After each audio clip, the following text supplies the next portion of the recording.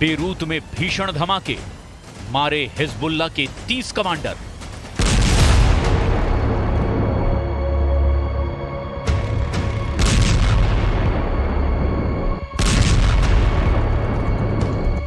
Iran पर Israel हमला कब करेगा, इसका अंदाजा लगाना बहुत मुश्किल है, लेकिन इस वक्त दक्षिणी लेबनान में जिस तरह से हिजबुल्लाह के लड़ाकों पर इजरायली वायुसेना भीषण हमले कर रही है, उससे साफ हो चुका है कि इजराइल चाहता है कि जिस वक्त वो ईरान पर बड़ा हमला करे, उस वक्त हिजबुल्लाह की तरफ से इजराइल पर बड़े हमले ना हो पाएं, और इसीलिए इजरायली वायुसेना और पैदल सेना दक्षिणी लेबनान के गांवों से लेकर के शहरों पर जबरदस्त हमले कर रही है।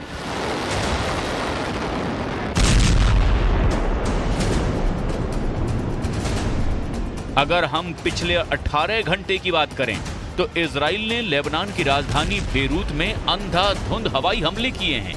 जबरदस्त बम धमाके से पूरा बेरूत शहर बारूद की आग में भस्म हो रहा है। इजराइल के हमलों से ये बिल्कुल साफ हो चुका है कि हिजबुल्लाह को जबरदस्त नुकसान हो रहा है। इजरायली वायुसेना ने F-35 और F-15 जेट से रात भर बेरूत और उसके आसपास बड़े हमले किए हैं। बेरूत के दक्षिणी उपनगर दहिया में सबसे ज्यादा हवाई हमले इजरायली वायुसेना ने किए हैं। खबर के मुताबिक सुबह 3 बजे तक इजराइल ने दहिया में 9 बड़े एयर स्ट्राइक किए और इस हवाई हमले में हिजबुल्लाह को भारी नुकसान भी हुआ है। दावा तो यहां तक किया गया कि महज 6 मिनट के भीतर ही बेरूत और आसपास के इलाकों पर आईडीएफ के लड़ाकू विमानों ने 20 से ज्यादा हवाई हमले किए हैं। कुछ दावों के मुताबिक महज 30 मिनट के अंदर ही इजरायली वायुसेना ने 100 टन से भी ज्यादा बम और मिसाइलें बेरूत और आसपास के इलाकों पर दागी हैं। इसके अलावा इजराइल ने हिजबुल्लाह की हथियार सप्लाई लाइन को काटने के लिए सीरिया से लगती लेबनान की सीमा पर बहुत बड़ी एयर स्ट्राइक की है, जिसमें हिजबुल्लाह और सीरिया के लड़ाकों को जबरदस्त नुकसान होने की खबर है। हिजबुल्लाह के कमांड सेंटर, हथियारों के भंडार और खास सुरंगों को चुन चुन कर तबाह किया जा रहा है। इजरायली सेना का दावा है कि उसने हिजबुल्लाह की हथियार, मिसाइल और रॉकेटों से भरी 250 मीटर लंबी सुरंगों को हवाई हमले में पूरी तरह से नेस्त नाबूद कर दिया है।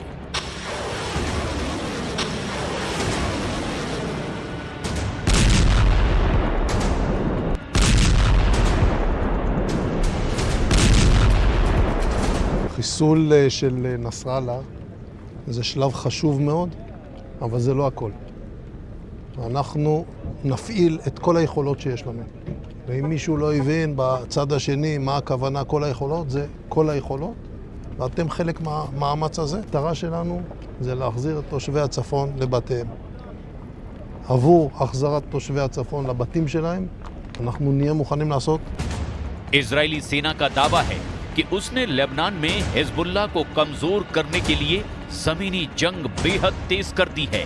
इस वक्त इजराइल की सेना के पैदल सैनिक, मार्कावा टैंक और बख्तरबंद लड़ाकू वाहनों के साथ दक्षिणी लेबनान में चुन चुन कर हिजबुल्लाह के अड्डों और ठिकानों पर हमले कर रहे हैं। दक्षिणी लेबनान से सटे उत्तरी इजराइल के शहरों और गांव पर हिजबुल्लाह के लड़ाके इन्हीं इलाकों में खौफनाक हमले कर रहे हैं। हिजबुल्लाह ने पहली बार एक वीडियो भी जारी किया है, जिसमें दावा किया गया कि कैसे हिजबुल्लाह के लड़ाके चुन चुन कर अब इजराइल के ग्राउंड फोर्सेस पर जानलेवा हमले कर रहे हैं। हिजबुल्लाह के इस वीडियो में जो दावे किए गए हैं वो वाकई हैरान करने वाले हैं। वीडियो में हिजबुल्लाह ने साउथ लेबनान के अल-अदीसा और मरान एल रास में भी 10 इजरायली सैनिकों को मारने का दावा किया है। हिजबुल्लाह का दावा है कि ये इजरायली सैनिक उस वक्त मारे गए जब इजरायली सैनिक लेबनान के अल-अदीसा और मरान एल रास में हिजबुल्लाह के लड़ाकों पर हमला कर रहे थे। हिजबुल्लाह ने दावा ये भी किया कि उसने आईडीएफ पर हमला करके इजराइल के 76 सैनिकों को घायल कर दिया है, जिसकी वजह से इजराइल जमीनी हमले रोकने के लिए मजबूर हुआ है। खबर ये भी है कि लेबनान के अल-अदीसा में हिजबुल्लाह ने इजराइल पर 2 सरफेस टू सरफेस मिसाइलें दागी है। जिसे इजराइल के एयर डिफेंस ने तबाह कर दिया है। हिजबुल्लाह के हमलों से इजराइल के मेनाशे, कारमेल और हामी फ्रात्स इलाकों में मिसाइल की वजह से लगातार सायरन बजने की खबरें भी आ रही है। יש לשלוח תנחומים מעומק ליבי למשפחות גיבורינו שנפלו היום בלבנון. השם ייקום דמם, יהי זכרם ברוך. אנחנו בעיצומה של מלחמה קשה נגד ציר הרשע של איראן שמבקש להשמיד אותנו. זה לא יקרה, כי נעמוד יחד ובעזרת השם ננצח יחד. נחזיר את חטופינו בדרום, נחזיר את תושבינו בצפון, נבטיח את נצח ישראל.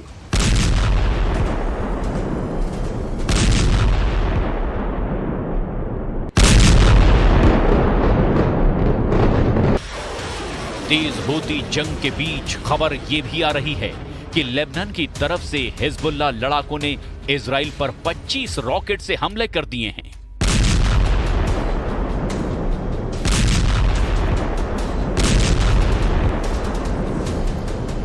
टाइम्स ऑफ इजराइल के मुताबिक इजराइल के गैलीली में सायरन की आवाजें सुनाई दे रही है। आईडीएफ के मुताबिक उन्होंने हिजबुल्लाह के कई रॉकेट्स को इंटरसेप्ट कर लिया है। 5 अक्टूबर से अब तक हिजबुल्लाह की ओर से इजराइल पर 110 रॉकेट से हमला किया जा चुका है। इधर इजरायली सेना का साफ कहना है कि वो हिजबुल्लाह की लीडरशिप और टॉप कमांडरों को जिंदा नहीं छोड़ेगी।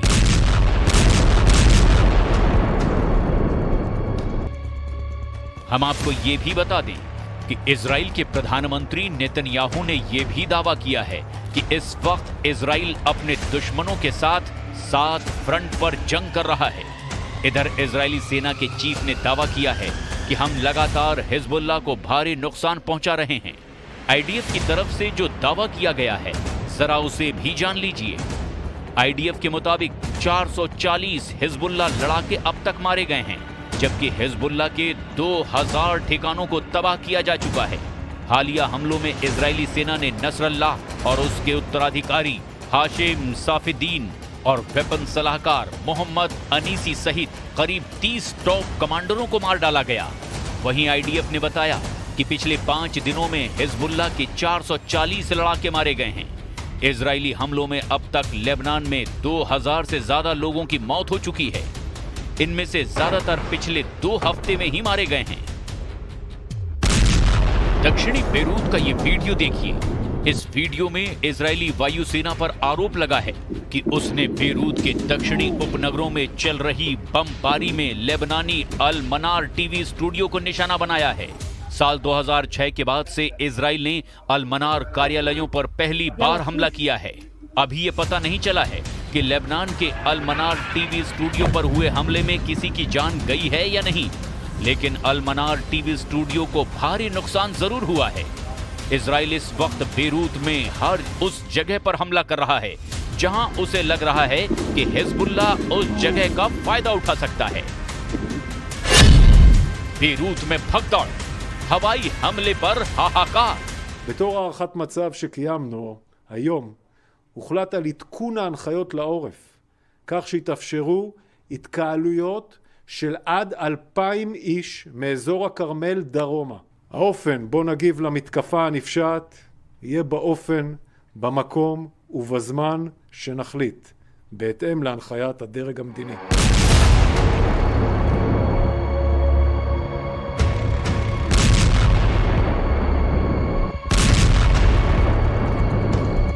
इजराइल ने पहली बार लेबनान के उत्तरी इलाके पर भी हवाई हमला शुरू कर दिया है। इजरायली सेना ने रात त्रिपोली के बेदावी इलाके में फिलिस्तीनी शरणार्थी कैंप के पास इमारत को निशाना बनाया है। इस हमले में हमास के मिलिट्री विंग अल कासिम के नेता सईद अतल्लाह अली की मौत हो गई है। उसके परिवार के 3 और लोग भी मारे गए हैं। अमेरिकी मीडिया के मुताबिक 17 सितंबर के बाद से लेबनान से 3 लाख लोग सीरिया भाग गए हैं। वहीं लेबनान सरकार ने बताया कि साल भर में 12 लाख से ज्यादा लोगों ने लेबनान छोड़ दिया है। इस बीच इजराइल के हवाई हमले में लेबनान को सीरिया से जोड़ने वाला हाईवे टूट चुका है। इजराइल ने बेरूत एयरपोर्ट से सिर्फ 1 किलोमीटर दूर पर भयंकर एयर स्ट्राइक की है, जिसकी वजह से विदेशी नागरिकों के होश उड़ने शुरू हो गए हैं। जर्मनी अपने नागरिकों को तेजी से निकाल रहा है। ऑस्ट्रेलिया ने रात भर में लेबनान से अपने 407 नागरिकों को बाहर निकाल लिया है। अमेरिका, चीन, फ्रांस और ब्रिटेन भी अपने काफी नागरिकों को हवाई जहाजों से सुरक्षित स्थानों पर पहुंचा रहे हैं। कुल मिलाकर बेरूत उस बारूदी जंग में बुरी तरह से जल रहा है, जहां अब कोई भी सुरक्षित नजर नहीं आ रहा।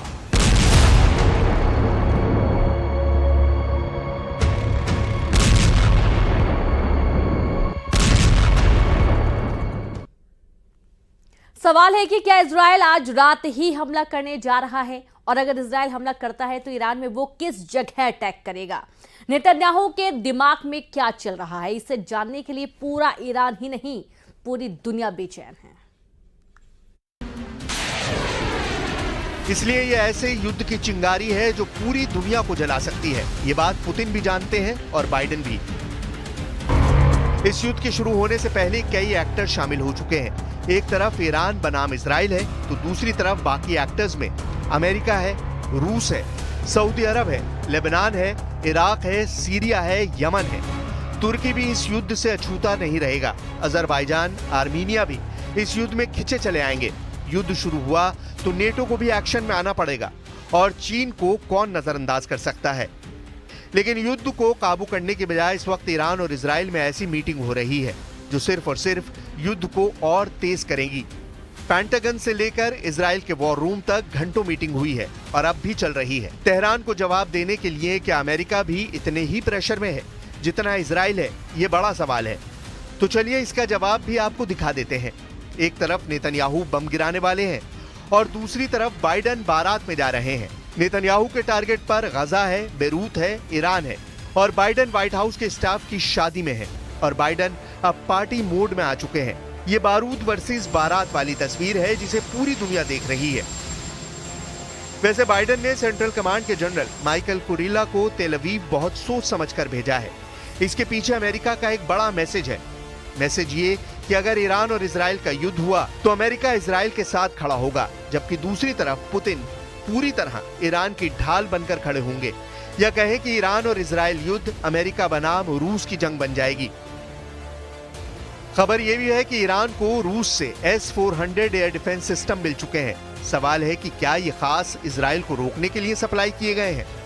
रूस की तरह ईरान भी दुनिया में एक मल्टीपोलर यानी बहुध्रुवीय सिस्टम चाहता है, यानी अमेरिका की दादागिरी नहीं चलेगी। ये रूस और ईरान दोनों बताना चाहते हैं। तेहरान में हमास प्रमुख इस्माइल हानिया और लेबनान में हिजबुल्लाह चीफ हसन नसरुल्लाह की हत्या के बाद पुतिन ने अपने सबसे शीर्ष प्रतिनिधि ईरान भेज चुके हैं। ये नेतन्याहू को भी बड़ा पैगाम है और बाइडेन को भी बहुत खतरनाक मैसेज है। इजराइल अब कैसे वार करेगा और ईरान फिर कैसे जवाब देगा, इस दशक में दुनिया के लिए सबसे खतरनाक वक्त आ चुका है। 2022 रूस ने यूक्रेन पर हमला करके पूरे यूरोप को डरा दिया, अमेरिका तक घबरा गया। 2023 हमास ने इजराइल पर हमला करके पश्चिम एशिया का सबसे खतरनाक युद्ध छेड़ दिया। लेकिन 2024 सवाल है कि क्या ईरान और इजराइल का युद्ध हुआ तो वर्ल्ड वॉर शुरू हो जाएगी। यानी 2022 में तो दुनिया वर्ल्ड वॉर से बच गई, 2023 में भी गजा युद्ध के बाद विश्व युद्ध नहीं हुआ। ऐसे में क्या 2024 सभी जंगों का बॉइलिंग पॉइंट बनेगा और ईरान इजराइल युद्ध के साथ विश्व युद्ध भी शुरू हो जाएगा। مشورت‌های خیلی خوبی بین ما صورت گرفت. ابتکاراتی الان وجود داره توسط برخی از کشورهای منطقه و برخی از کشورهای فرامنطقه. ما به مشورت‌های خودمون با اون کشورها ادامه خواهیم داد. عملی یک عکس‌العملی خواهد بود از سوی ایران به صورت متناسب و مشابه.